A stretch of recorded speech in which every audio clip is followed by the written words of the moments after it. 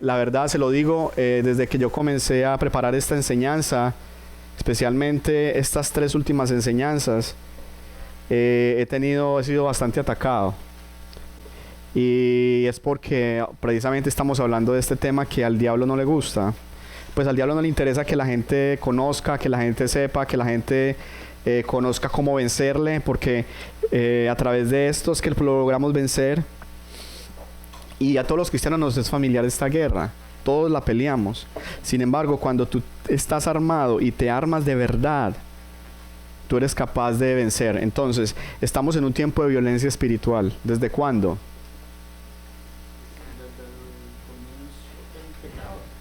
Amén. Pero existe una palabra en Mateo 11:12 que el Señor está hablando de que hubo un tiempo en que realmente se prendió la cosa. Se prendió cuando desde los días de Juan el Bautista hasta ahora el reino de los cielos sufre violencia y los violentos lo arrebatan. Entonces esa es la cosa. Cuando ya el Mesías se manifestó, entonces el diablo ahí sí que se puso las pilas. Como decimos en Colombia, se puso las Ever Ready, se puso las Energizer y empezó una guerra a muerte. Bueno, esta guerra viene intensificándose hasta este tiempo. ¿Por qué? Porque vamos a hablar dentro de poco, dentro de algunas enseñanzas, todavía faltan 2 enseñanzas de la guerra espiritual, faltan 2, la palabra del Señor y falta la oración, aunque de pronto falta 1 o 2. Creo que vamos a tratar de hacerla en una sola. Entonces, este tiempo es importante. Este tiempo es importante porque es el tiempo donde se están definiendo cosas. Ya viene Jesús. Entonces el enemigo, y ya vienen un montón de cosas, y ya se va a manifestar el hombre de pecado dentro de poco. No sabemos si hasta de pronto ya está por ahí el hombre de pecado. Entonces ya el diablo ya tiene todo su plan, y la gente cree que el plan del diablo es un plan así como al azar. No, él viene preparándose durante muchísimos miles de años para dar esta batalla que él va a dar y que él cree que puede ganar. No sabemos ni entendemos, nadie entiende, porque la palabra de Dios permanece para siempre y Dios ya dijo que él está derrotado y él ya está derrotado, pero él cree que lo puede hacer. Primera de Pedro 5 del 6 al 9 nos habla que humillémonos pues debajo de la poderosa mano de Dios para que él los exalte cuando fuere el tiempo, echando vuestra ansiedad sobre él, porque él tiene cuidado de vosotros. Sed sobrios y velad, porque vuestro adversario el diablo, como león rugiente, anda alrededor buscando a quien devorar, al cual resistid firmes en la fe, sabiendo que los mismos padecimientos se van cumpliendo en vuestros hermanos en todo el mundo. Acuérdense que esto es bueno recordarlo. Estamos en esta guerra, y no solamente usted la que está siendo tentada, ni yo el que estoy siendo tentado, ni nosotros somos los que estamos siendo tentados. Todos estamos siendo tentados, todos estamos siendo oprimidos, todos estamos siendo tratados. El diablo está tratando de destruir el propósito que Dios tiene con nuestras vidas. A todos tenemos todos tenemos padecimientos parecidos. Sin embargo, esa lucha ha tenido diferentes efectos. Mientras algunos están perseverando, viviendo en la victoria de Cristo, que como dice 1 Corintios 2:14, muchas personas perseveran en esa victoria, pero hay otros que están estancados. Dice, más gracias a Dios, el cual nos lleva siempre en triunfo en Cristo Jesús. Por medio de nosotros manifiesta en todo lugar el olor de su conocimiento. Saben, esa es la razón por la cual Dios manifiesta su victoria en medio de nosotros, para que nosotros le demos a conocer a Él. Pero cuando los cristianos ni siquiera abren la boca, entonces ¿qué ha logrado el diablo en esos cristianos? ¿Qué ha logrado en los cristianos que no abren ni siquiera la boca afuera? Sí, robarle la palabra, pero hay algo específico. Él ha logrado desarmarlos para que ellos no proclamen, no presenten el olor de Cristo a otras personas. Eso es lo que realmente Satanás ha tratado de hacer en muchos cristianos. Entonces, ¿qué estoy queriendo decir con esto? Que mientras hay unos cristianos que, aunque están en esta batalla, logran perseverar perseverar en esta batalla. Hay otros cristianos que están estancados y que están siendo saqueados por el enemigo. Entonces eso es lo que nosotros tenemos que entender. Tenemos que entender eso. Y tenemos que ser muy conscientes de eso, que Dios nos llamó a ser victoriosos. Él nos llamó a ser victoriosos. Y la victoria es cuando nosotros estamos haciendo el propósito de Dios. Y muchas veces el propósito de Dios, aparentemente usted dice, no, yo no he logrado nada, pero mire, si usted está dando el propósito de Dios, eso que usted ha logrado es el propósito de Dios. Falta más, porque Dios lo llamó a conquistar más. Mire, como dice, siempre en triunfo, el cual nos lleva siempre en triunfo en Cristo Jesús. ¿Qué quiere decir eso? Que el triunfo ya Jesús lo dio. Entonces nosotros tenemos que confiar en que Cristo ya dio el triunfo. Ya dio el triunfo. Vamos a ver esta otra parte de la armadura de Dios, que es el casco, que es el quinto elemento de la armadura. Porque mire, ustedes vieron la cantidad de significado que tiene lo que hemos visto de la armadura de Dios. La cantidad de significado. Ahora viene esta otra parte de la armadura, que es el casco de la salvación. Es el casco protector que protege nuestra cabeza. Efesios 6, versículo del 13 al 18. Vamos a repetir de nuevo el texto para que miremos la armadura completa y vamos a enfocarnos en el casco. Por tanto, tomad toda la armadura de Dios para que podáis resistir en el día malo, y habiendo acabado todo, estar firmes. Estad firmes, pues firmes, ceñidos vuestros lomos con la verdad, ya lo hablamos, la sinceridad, vestidos con la coraza de justicia, ya lo hablamos, es la imputación de la justicia de Jesús, el calzado, 2 pies con el apresto del evangelio de la paz, que estamos caminando en el poder del evangelio, y el poder del evangelio que trae paz al mundo, reconciliándolo con Dios, y sobre todo tomamos el escudo de la fe, que es nuestra fe en el Señor Jesucristo, que es la fe que nos permite apagar todos los dardos de fuego que el maligno nos dispara. Y entramos a esta otra parte y dice, sobre todo, y tomad el yelmo de la salvación y la espada del Espíritu, que es la palabra de Dios. Entonces, estas dos partes son las dos últimas partes de la armadura, que es el casco y la espada, ¿cierto? Quisiera dedicar una enseñanza solo a la espada, porque es bien importante la espada, pero el casco es muy mal entendido. El casco es muy mal entendido, muchas veces no entendemos qué es el casco. ¿Qué? El yelmo es que el casco. El yelmo es la palabra casco. Usted dice a su amigo, hey, ¿te trajiste el yelmo que para irme en la moto con vos? No, usted no le dice, cierto que no, ya no le dice así. trae pues ese yelmo, un yelmo para andar en la moto. No, ya eso no se usa, pero es el casco, para que me entiendan. Entonces, el casco de la salvación, Efesios 6:17, y tomar el casco, el yelmo de la salvación y la espada del Espíritu, que es la palabra de Dios. El casco era algo que protegía la cabeza, parte de la cara, parte del rostro. Entonces, este casco se trata de un elemento que protege la cabeza, los pensamientos, la mente y la parte del rostro. Isaías 26:3 nos dice que tú guardarás en completa paz a aquel cuyo pensamiento en ti persevera, porque en ti ha confiado. Cuando nuestros pensamientos perseveran en Dios, es decir, tú estás meditando en Dios, tú perseveras en Dios, entonces el Señor te guarda en completa paz. Entonces, lo que protege nuestra mente es la paz de Dios, es la paz de la salvación. ¿Qué es la salvación? Que estamos en paz con Dios, que estamos bien con Dios. Esa es la salvación, que Él nos ha librado de las consecuencias del pecado. Entonces la salvación tiene 3 dimensiones. Es tremendo, la salvación es tridimensional. Tiene 3 dimensiones. La salvación tiene un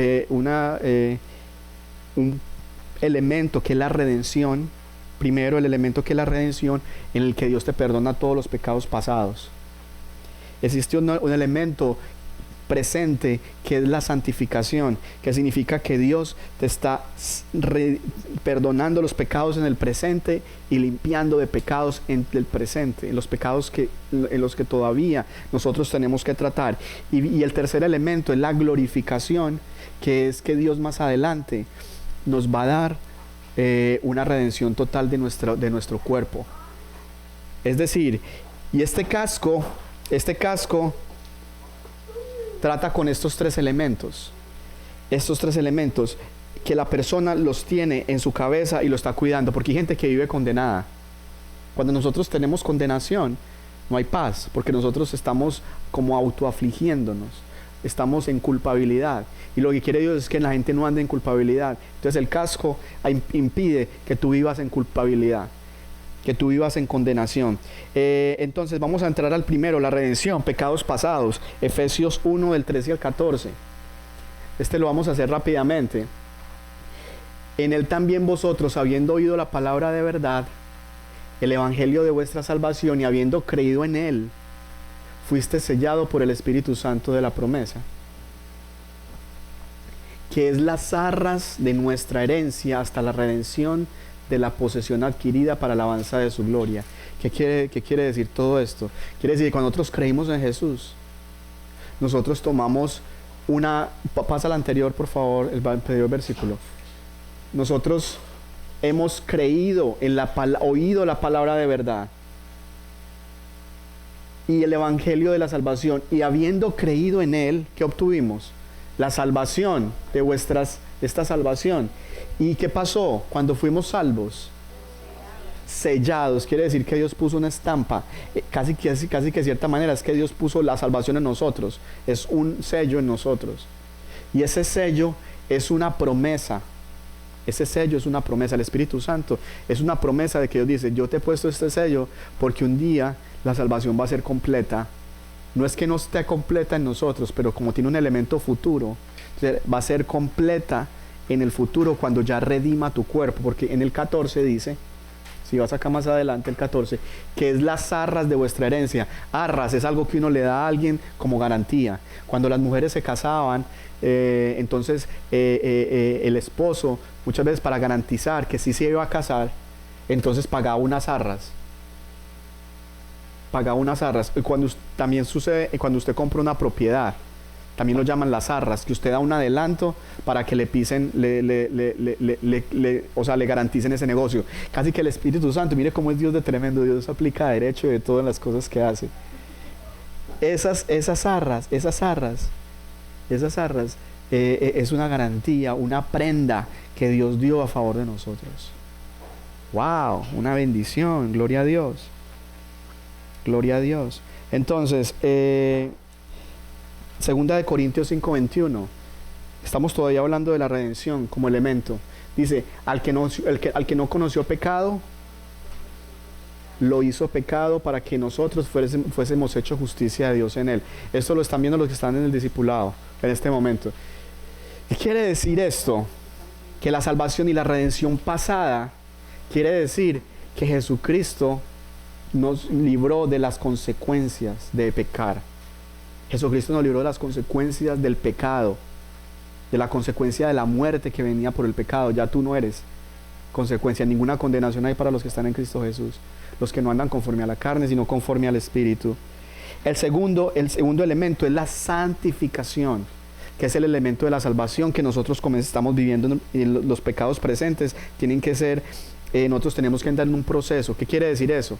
Acuérdense, cuando uno se convierte al Señor, Dios nos da un espíritu nuevo, es decir, el espíritu de nosotros es nuevo, pero nuestra alma y nuestro cuerpo todavía le gusta pecar, desobedientes. Entonces el espíritu tiene que tomar control de esa área y someter. Especialmente la mente solamente puede ser transformada. Mire, ¿quién entiende esto? La mente solamente puede ser transformada. Romanos 12:2 dice: transformados por la renovación del entendimiento. Pero la carne no puede ser transformada. La carne nunca se va a dejar convertir. Y Dios sabe eso. La carne nunca se va a dejar convertir. Entonces, ¿la carne qué es? La carne tiene que ser sometida. Es tremendo. La carne es como cuando usted tiene un hijo que le dicen el hijo calavera. Eso también le dicen allá en Nicaragua, el hijo calavera. El hijo que es la oveja negra de la familia. Esa es la oveja negra de la familia en nosotros. Esa es la oveja negra que nosotros tenemos. Entonces la carne solamente puede ser subyugada, sometida. Pablo hasta hablaba golpeando: yo golpeo mi cuerpo. Él decía, bueno, pero no es que cuando decía golpeo mi cuerpo, es que él lo sometía a que tenía que obedecer, a que tenía que obedecerle, que no podía hacer lo que el cuerpo quisiera, sino lo que el espíritu y la mente que es el alma sí se puede convertir. Es tremendo, el alma sí se convierte. Por eso Dios nos salva el alma y el espíritu. Y el cuerpo no, este cuerpo, como este patito, es como dice, esta oveja negra no se va a convertir y nunca se va a convertir, entonces no puede ir al reino de Dios. Entonces Dios nos tiene que dar otro cuerpo, transformar el cuerpo y darnos un cuerpo distinto. Entonces, segunda de Tesalonicenses 2:13 dice, pero nosotros debemos dar siempre gracias a Dios respecto a vosotros, hermanos amados por el Señor, de que Dios os haya escogido desde el principio para salvación. ¿Para qué nos escogió desde el principio Dios? Mediante la santificación por el Espíritu y la fe en la verdad. ¿Qué quiere decir esto? Esto nos habla que las personas, cuando las personas reciben a Cristo, comienzan a caminar con Cristo, y es un proceso de santificación por el Espíritu. Mire, note, este Espíritu es con mayúscula, quiere decir el Espíritu Santo. Es decir, el Espíritu Santo, que son las arras de nuestra posesión adquirida, ya vive en nosotros. Entonces el Espíritu Santo comienza ese proceso. Y la fe en la verdad, mire que aquí está todo completo. La fe, acuerde que nosotros tenemos la coraza de justicia, la coraza y el escudo de la fe, pero mire que todo va junto. Es la fe en el cinturón que tenemos puesto, es la fe en la verdad. Entonces todas las partes de la armadura trabajan unidas. No puede una parte estar sí y otra no. Cuando una persona está bajo condenación, es como si se va sin casco. Entonces si usted se va sin casco, el diablo llega y ¡pum! Lo tumba de un manotazo en la cabeza, y ahí por allá cayó. Yo no sé, hay países donde mucha gente que no necesitan casco. Donde yo no sé si en Nicaragua la gente siempre exigen el casco. Pero hay países donde no, entonces la gente se mata en las motos. Pero si usted tiene el casco, eso lo va a proteger. Entonces hay gente que no tiene el casco. O si usted no tiene la coraza de justicia, si usted no ha recibido a Cristo, ahí ya empezó mal, porque entonces ya todos los dardos le entran derecho. Si no tiene el escudo de la fe, le va a entrar entre las juntas de la armadura. Si no tiene el calzado, se va a romper las piernas y los pies, no va a poder caminar.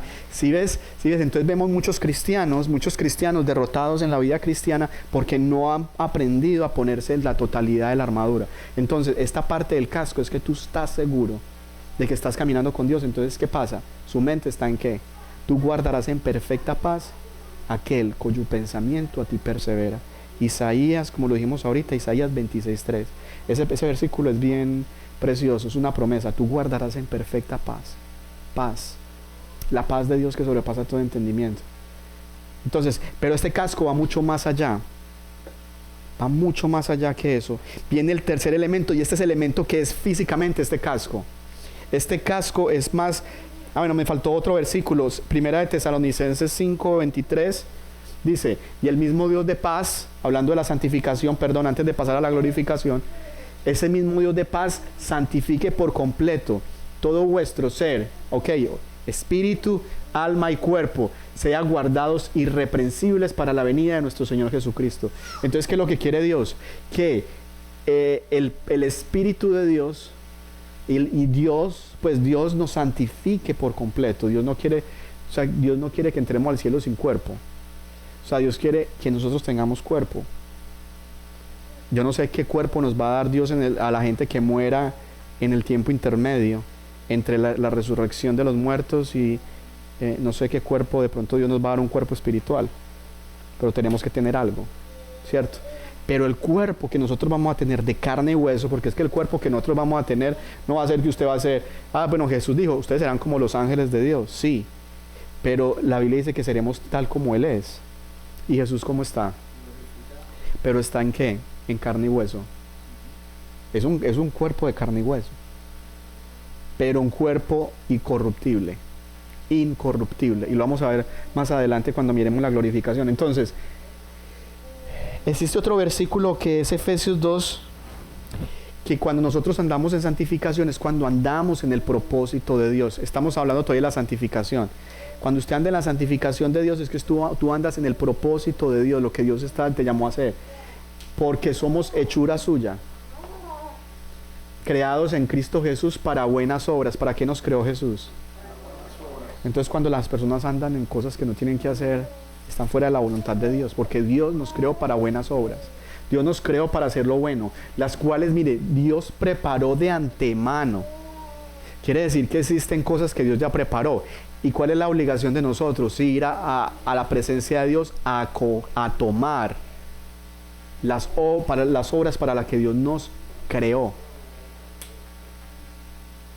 Aquí Dios a veces cuando Dios te da una profecía, cuando Dios te da palabra profética, es que Dios te está revelando cuáles son las obras que Él había preparado. No que Dios ese día, ay, tan lindo como vino Marvin ahí, mire, ay, hoy le voy a dar una profecía. No, Dios ya, antes de que Marvin naciera, que fuera un espermatozoide que se unió con el óvulo, en el óvulo y fuera un embrioncito, ya Dios tenía en un libro escrito todas las cosas que Él tenía preparadas para ti. Entonces, ¿qué pasa? Muchas personas, usted los ve por allá metidos en las drogas, por allá en el mundo, y usted dice, esas personas, qué pesar. Pero el libro se quedó sin abrir, sellado y nuevo, porque Dios nunca se cumplió lo que Dios había deseado para ellos. Lo que estaba escrito para ellos nunca se cumple.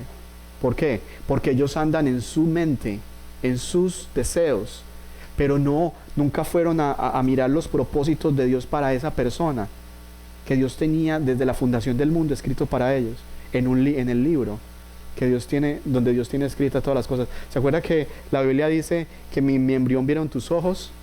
Hay un versículo de Jeremías, no lo traje acá, mi embrión vieron tus ojos, y en mi libro estaban escritas todas aquellas cosas que luego fueron hechas. ¡Wow! ¡Qué lindo!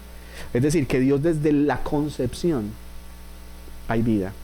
Y ese es el pecado, un pecado grave del mundo actualmente. El aborto es un pecado porque la gente está matando una vida que tiene un propósito de Dios. Así sea que fue de una violación o producto de lo que sea. Pero esa vida tenía un propósito de Dios para venir a la tierra. Un propósito de Dios para venir a la tierra. Entonces, eso son cosas que tenemos que enseñar en la iglesia y predicar. Entonces, a mí me interesa muchas veces este tipo de evangelio, el evangelio que es sincero y que es real, no es muy popular en ocasiones. Y eso riñe con la mente de muchas personas. Pero cuando nosotros entendemos que el evangelio es la verdad y que la verdad nos hace libres, entonces cuando aprendemos a andar en ello, nos damos cuenta de que no es fácil. Pero el camino de Dios es un camino estrecho, pero amplia es la puerta que lleva a la perdición. Toda la gente ahora está diciendo que el aborto es permitido, que un montón de cosas son permitidas. Esa no es la voluntad de Dios. Entonces hay un propósito de Dios para cada persona.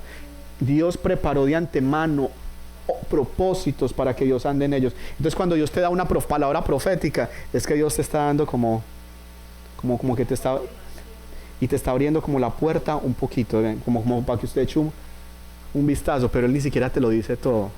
Porque hay cosas que no te las va a decir a través de palabra profética, sino que Él espera que tú vayas a la presencia de Él, subas al cielo, porque nosotros estamos sentados en lugares celestiales, como dice 1 de Pedro, y subas al cielo, y allá en el cielo Él te va a mostrar el propósito de Dios.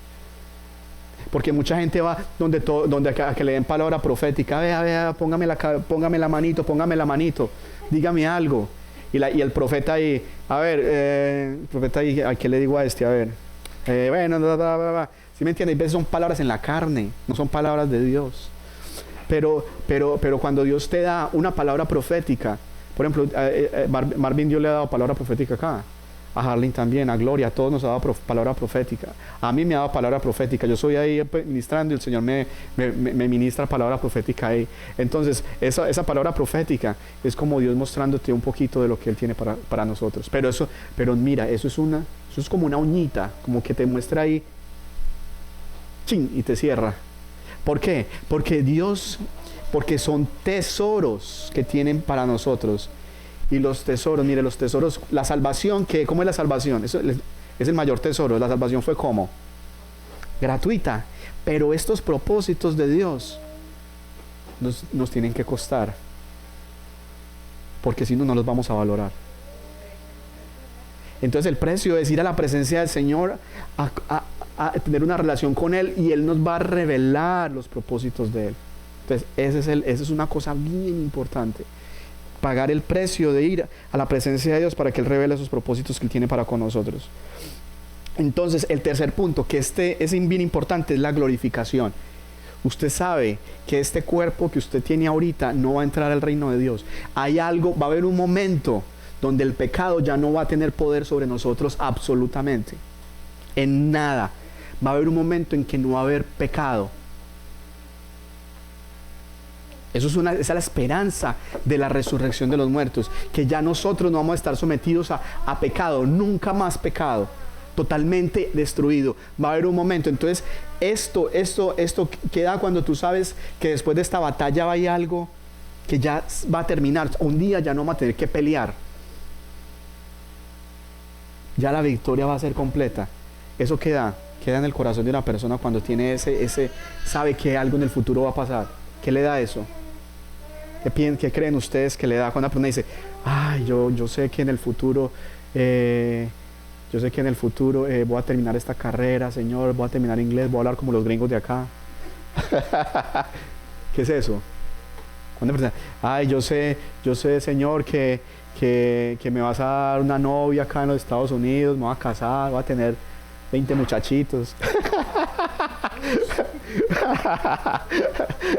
A ver, ¿qué es eso? ¿Qué es eso? O una mujer que estés por ahí por los 35 y dice, ay, Señor, yo sé que tú me vas a dar el príncipe azul que va a entrar por allá por los 40, que no tiene novio ni se ha casado, y va a entrar por ahí, va a tocar la puerta y va a decir, vea, yo soy, me estaban esperando. ¿Qué es eso? ¿Qué es eso? ¿Qué es eso? Soñando. Y que es como un sueño. Cuando usted tiene un sueño, es una esperanza. Hope, esperanza. Entonces acuérdense que la Biblia dice en 1 Corintios 13 que la fe, la esperanza y el amor nunca dejarán de ser, pero la mayor de ellos es el amor.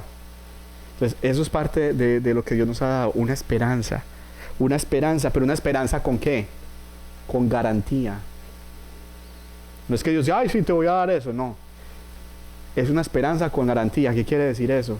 Que el Espíritu Santo vive dentro de nosotros, y esa es la garantía de que eso va a pasar. Es la garantía de que vamos a ser redimidos un día, no va a haber poder del pecado. Filipenses 1:6 nos dice, estando persuadidos de esto, que el que comenzó en vosotros la buena obra la perfeccionará hasta el día de Jesucristo. ¿Qué quiere decir esto? Que Dios ya comenzó una obra. Démosla, dígame, Gilma. Dios ya comenzó una obra. ¿Cuándo la comenzó? ¿Desde cuándo la comenzó? Desde el principio, pero ¿cuándo en sí nosotros comenzó esa obra? Pero en cada uno de ustedes, en ti, ¿cuándo comenzó? En ti, ¿cuándo comenzó la obra de la redención y de la salvación? ¿Cuándo? Cuando aceptaste a Cristo. Porque yo le decía a una hermana, a una de mis hermanas, le decía, mire, yo se lo he dicho varias veces, esto es una palabra que es certera. Otra vez, desierto, casi así, una palabra certera. El que no ha conocido a Cristo no ha comenzado a vivir. Entonces hay personas como de 40 años que no han comenzado a vivir, 50 se han comenzado a vivir, 70 y no han comenzado a vivir, 80 y no han comenzado a vivir. Tremendo. Y de 20, de 23, imagínense qué privilegio comenzar a vivir joven y tener todo para hacer en el Señor, para hacer cosas grandes en Cristo. Privilegio. Pero mucha gente todavía no ha comenzado ni siquiera, pero el que ha comenzado esa buena obra, estamos persuadidos. ¿Qué quiere decir esto? Que él tiene fe. Pablo está diciendo, tengo una fe, estoy persuadido, no, estoy convencido que el que comenzó en mí esta buena obra de salvación la va a perfeccionar hasta que el día que este cuerpo ya no haya pecado en mi cuerpo que domine mi vida. La perfeccionará hasta el día que yo sea como. Hasta el día que sea como. Que cuando uno perfecciona algo, ¿qué es lo que está queriendo que sea ese algo? ¿Qué está esperando cuando uno está perfeccionando algo, que lo está puliendo, lo está limpiando? ¿Qué quiere que sea? ¿Cómo quieres que sea? Perfecto, perfecto, perfecto. Lo que quiere Dios es que seamos perfectos. Perfectos. perfectos. Primera de Juan 3 del 1 al 3, porque ¿cómo somos nosotros? Imperfectos en muchas cosas. Pero vamos a ver una cosa, bueno, esto no me quedó bien.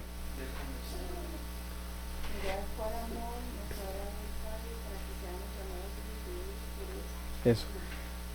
Mirad cuál amor nos ha dado el Padre para que seamos llamados hijos de Dios. Por esto el mundo no nos conoce, porque no le conoció a Él. Y el que sigue. Amados, ahora somos hijos de Dios y no se ha manifestado, y aún no se ha manifestado lo que hemos.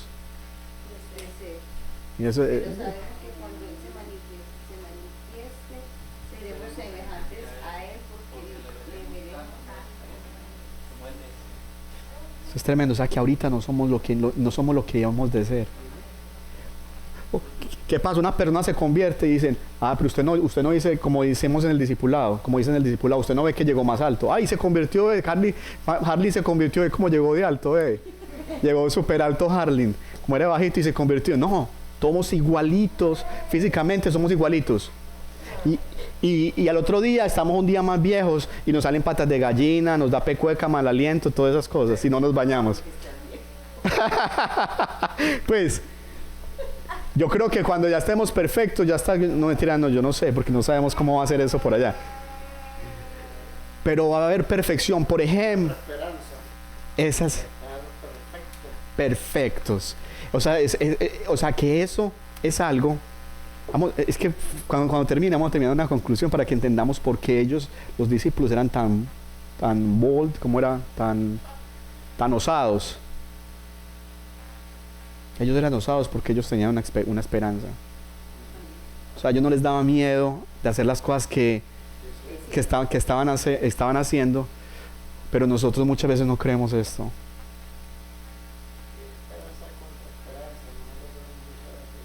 Eso, porque Abraham tenía esperanza contra esperanza. Como la circunstancia de nosotros, ¿no? Que cada día estamos más viejos.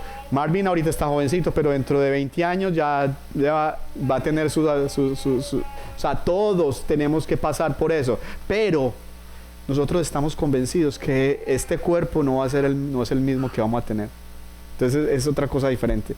Entonces, amados, ahora somos hijos de Dios y aún no se ha manifestado lo que hemos de ser. Es decir, todavía no hemos llegado al culmine. Tenemos la salvación, tenemos la posesión adquirida. Ya tenemos la salvación. ¿La salvación la tenemos o no? Sí. Pero todavía no se ha completado totalmente lo que Dios quiere que seamos, perfectos. Dios quiere que seamos perfectos. Pero sabemos que cuando Él se manifieste, seremos semejantes a Él. Ahí es donde seremos semejantes a Cristo. Porque le veremos tal como Él es. Eso es una esperanza grande. Seremos totalmente redimidos de la corrupción del pecado. Habrá un día en que no existirá más pecado y seremos semejantes a Jesucristo en cuerpos resucitados, totalmente sin pecado. Vamos a leer 1 Corintios 15, 52 al 56. Mire esta palabra tremenda.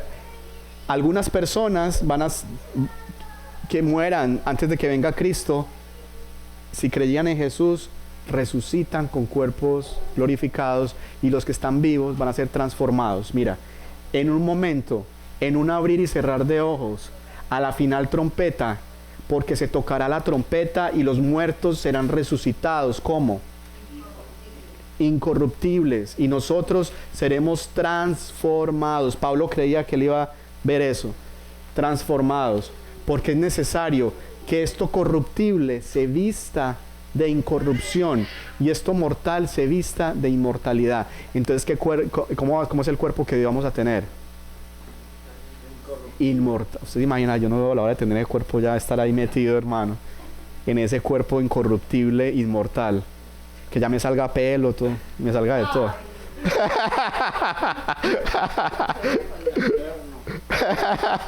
Sí. O sea, va a ser cuerpos totalmente sanos, que no se enferman de nada, que no. Sin pecado vamos a ser eternos. No, porque usted no nace, usted cuando, normalmente usted de 15 años no es como, el cuerpo suyo va a ser a la mejor edad de su vida. Como usted tenía, por ejemplo, Harling, que era, vea. Harling, que era tremendo. Tremendo Arnold Schwarzenegger allá en... Allá, imagínense, va a tener ese cuerpo así. Entonces, en este último punto Pablo se refería, a este último punto era lo que Pablo se refería cuando hablaba del casco de la salvación. Esa promesa de liberación total es la que nos permite perseverar y no desanimarnos. Es la esperanza de la resurrección de los muertos, de una esperanza inmarcesible e inmarchitable. Por eso Pablo no se desanimaba. Pablo en una cárcel, con un aguijón en la carne, porque no sabemos qué era, si era ciego o qué era lo que tenía Pablo. Pero ellos decían muchas cosas, decían todas estas palabras. Vamos a leer también otra palabra, por ejemplo, en Primera de Pedro 1, del 3 al 5, sobre este: bendito el Dios y Padre de nuestro Señor Jesucristo, que según su grande misericordia nos hizo renacer. Miro que otra vez vuelve para una esperanza. Así que ellos hablan mucho de una esperanza todo el tiempo. Si ya somos salvos, ¿por qué tenemos una esperanza? Entonces la esperanza es por la resurrección de Jesucristo de los muertos. Nosotros tenemos la esperanza de que nosotros también vamos a ser resucitados y renacidos para una herencia incorruptible, incontaminada, inmarcesible. Mire las palabras que usa la Biblia: reservada en los cielos para nosotros. Eso es lo que muestra la Biblia, es que nosotros no hemos sido lo que vamos a hacer, no se ha manifestado lo que vamos a hacer. Entonces Pedro decía: esa es la esperanza que hay. Entonces, ¿qué hace el casco? ¿Qué hace el casco? Mire lo que hace el casco. Cuando tú te pones el casco, tú vas a resucitar. Es decir, que si yo voy a resucitar, me pueden matar, pero es que no me matan, porque yo voy a tener un cuerpo nuevo. Antes me hacen un favor, antes de pronto hasta pensaban ellos, me adelantan, me quitan este cuerpo de encima para que me den el otro más rápido. Pues, o sea, ellos siempre, o sea, ya no era, ay, me van a matar, ay, me voy a morir, ay, qué miedo, no sé qué hay allá. Ese no era el temor el casco de la salvación es ese. Que tú sabes que después de esta vida, ni la vida ni la muerte, ni lo alto ni lo profundo, ni principados ni potestades, ni ninguna cosa creada podrá separarnos del amor de Dios en Cristo Jesús. Tenemos una esperanza, un cuerpo nuevo. Y entonces el diablo mató a Pedro crucificado de cabezas, y Pedro tiene un cuerpo nuevo. No lo mató. No lo mató. Abraham lo mataron, no murió, no. Ninguno de los que mueren en Cristo mueren realmente. Entonces lo que están diciendo ellos: solamente dejamos esto, que no va a heredar el reino de Dios, no va a heredar el reino de Dios. Entonces ellos se iban y se metían a unas candelas que uno leía ahí. Por ejemplo, yo estábamos leyendo Hechos en el discipulado, ¿cierto? Lo estamos leyendo. Es increíble cómo Pablo iba y se metía a todas esas sinagogas, a todas. Pablo ni siquiera, uno cualquiera que miedoso dice: ay no, allá en esa sinagoga que están esos judíos todos enojados, todos bravos. Pablo lo primero que hacía era meterse a la sinagoga a hablar. Es como si uno dijera: hoy me voy a ir para que al downtown de West Palm Beach, allá pararme a hablar. Y eso es lo que hace cuando nosotros tenemos ese bold, la capacidad de ir y sin temor a hablar. Porque es que pueden llegar y Dios puede permitir que te maten. Entonces la gente dice: ay, y Dios, ¿por qué ese hombre tan bueno ahora y lo mataron? Vea, yo no me voy a ser cristiano para que me maten. Pero entonces lo que dice Dios muchas veces, que Dios permite esas cosas antes de tiempo, porque Dios sabe que en todo caso esa persona hizo el sacrificio de Cristo, él está viviendo por el Señor, pero su cuerpo, en todo caso su cuerpo físico, no va a heredar el reino de Dios, y él está vivo porque va a tener un cuerpo nuevo, inmortal.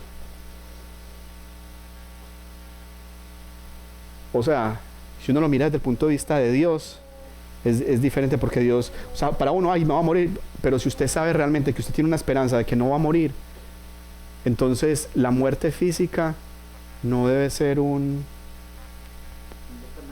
determinante para hacer las cosas de Dios. Entonces hay hombres que se van para Irak, Afganistán, África a predicar. Wow, es que muchas veces nosotros no hemos entendido la profundidad de estas cosas. Entonces, ¿qué hace el casco? El casco nos protege de la culpabilidad, del pecado. Romanos 8:1. Con esto acabo. Dice, ahora pues ninguna condenación hay para los que están en Cristo Jesús, los que no andan conforme a la carne, sino conforme al Espíritu. Entonces, eso es lo que hace. Lo primero que hace el casco es proteger nuestros pensamientos. Lo segundo que hace el casco es que andamos en seguridad y certeza de que estamos dependiendo del Espíritu Santo. De que andamos dependiendo del Espíritu Santo para la vida, para poder vivir en santidad. El 2, el versículo 2, 8:2 dice, porque la ley del Espíritu de vida en Cristo Jesús me ha librado de la ley del pecado. Es decir, que ya nosotros no andamos en pecado. ¿Se acuerda algo que se llama el discipulado?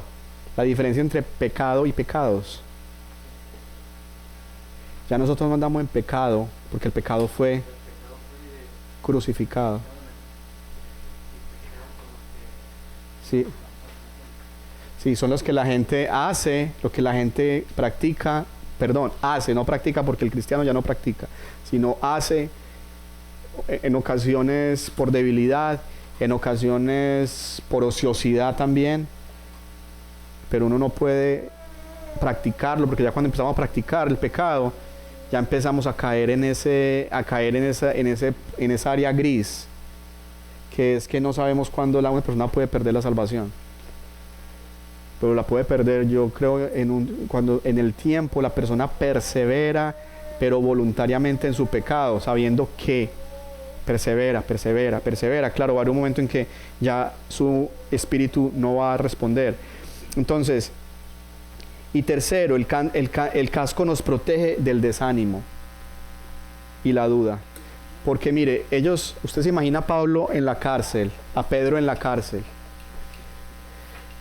en los mejores años para predicar y tener que estar en la cárcel, aunque él escribió las cartas allí en la cárcel. Si no hubiera sido por la cárcel, de pronto no las hubiera escrito, todas las cartas que escribió Pablo. Pero ellos en la cárcel, esta era una de las formas que ellos se animaban a ellos mismos, de que había una esperanza, de que íbamos a resucitar, de que esto que estaban pasando era temporal, de que esta guerra va a pasar, de que toda la vida no vas a estar peleando como estás ahorita, que toda la vida no vas a estar en prueba como estás ahorita. ¿Prueba de qué? Prueba de enfermedades, prueba de necesidades, prueba de ataques del enemigo, pruebas de por un lado, por el otro, porque esos mismos padecimientos lo están sufriendo todos los hermanos en todo el mundo y todos tenemos la misma esperanza. Entonces ellos tenían la esperanza de que eso un día va a cesar.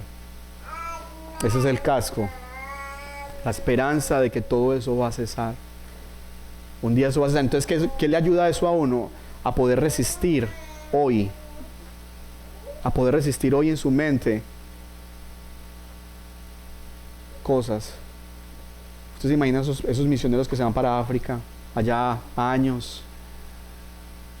Y los que se van para el Amazonas, que se los comen y después se comen los indios se los comen y después vienen otros y ya como que ya los indios, no sé, muchos indios se han comido los misioneros y llegan otros misioneros y ahí se convierten. Entonces imagina que usted llegara allá al Amazonas y que le digan, vea, estos indios, perdón, estos indígenas ya se comieron unos misioneros, pero de pronto a ustedes no. Entonces, y no crea, muchos de ellos, hay una película, un día esto no sé si ustedes la han visto, que es de unos misioneros en el Amazonas, que se comieron a los papás, al papá creo que se comieron al papá misionero y el hijo fue después a predicarle a esos mismos indígenas y ahí sí se convirtieron. Y él le tocó perdonar el indígena que se comió al papá le pidió perdón, o que lo mató, que los mataban y se los comían. Entonces, existe una palabra ya para acabar, Primera de Tesalonicenses 5:8, que habla de más específicamente esto que les acabo de decir. Pero nosotros somos del día y deseamos sobrios, habiendo vestidos, ¿cómo dice?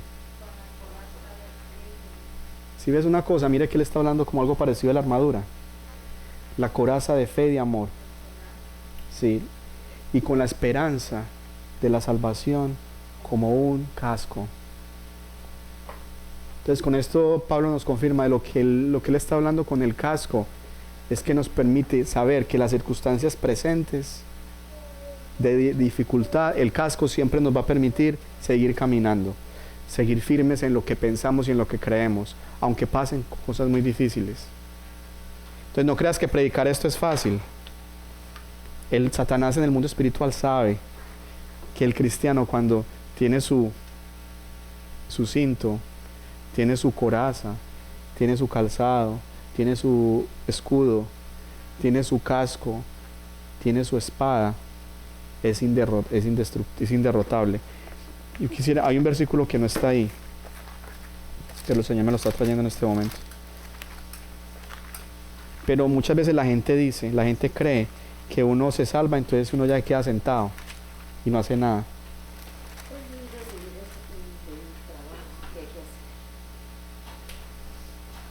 Y cuando uno es salvo, el Señor comienza un trabajo. Miren, dice segunda epístola de Pedro, capítulo 1, versículo 5. Empecemos desde el 4, desde el 4. Dice: por medio de las cuales nos ha dado preciosas y grandísimas promesas. Por ellas llegasteis a ser partícipes de la naturaleza divina. Mire, esto de la naturaleza divina tiene que ver con las arras que Jesús puso en nosotros, las arras que Dios puso en nosotros. ¿Cuáles son las arras? El Espíritu Santo, habiendo oído de la corrupción que hay en el mundo a causa de las concupiscencias. Vosotros, mire lo que dice Pedro, vosotros también, poniendo toda diligencia, por esto mismo, añadida a vuestra fe, virtud. A la virtud, conocimiento. Al conocimiento, dominio propio. Al dominio propio, paciencia. A la paciencia, piedad. A la piedad, afecto fraternal. Al afecto fraternal, amor. Porque si estas cosas están en vosotros y abundan, no os dejará estar ociosos ni sin fruto en cuanto al conocimiento de nuestro Señor Jesucristo. Esa palabra es tremenda. ¿Qué quiere decir? Que no es que usted llega acá a la iglesia y entonces ya se tira ahí y mucha gente se sienta a escuchar y se engordan de palabra, pero no hay fruto en su vida. Y la Biblia habla de que a la fe hay que añadirle virtud, a la virtud conocimiento. Todas estas cosas tienen que ir trabajando en la vida de la persona. Y tiene que ver con el proceso de la santificación para nosotros ser perfectos el día que ya Cristo nos resucite de los muertos. Amén. Bueno, vamos a darle gracias al Señor por esta palabra.